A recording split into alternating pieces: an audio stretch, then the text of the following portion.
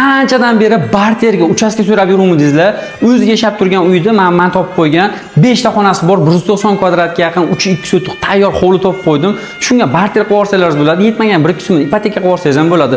Endi esa abzorni boshlaymiz. Kiraverish asosiy eshigimizni ko'rib turibsizlar. Bu tomonda zalimizga boshlangan kiraverish, o'zingiz qidirib yurgan o'sha uy. Mana o'sha zal neoklassika uslubida remontlar qilib qo'yilgan. Bu tomonda hovliga chiqadigan eshiklar qoldirib ketilgan. Uyimizning orqa tomonida hovli uchun joylar qoldirgan, havo aylanib sirkulyatsiya bo'lib turishi uchun uyimiz top-tepol qilingan. O'g'il qizi borlar uchun alohida bolalar xonasi. Bu yoqda bolalar uchun, bu yoqda esa qizlar uchun. Bu tomonda esa kattalar uchun yotoqxona qismimizni ko'rishlaringiz mumkin. O'tirishda umumiy sanzilimiz, hojatxonalari ham ichida. Bu yoqda esa ayollarning sevimli xonasi, kuxnyamizni ko'rishlaringiz mumkin. Shunday bitta kuxnya bilan yasatib orasida kirib, bu remontda maza qilib yashaydigan joy. Menga o'xshagan radiatorlar qo'yib ketilgan, plus top-tepol qilingan uyimiz.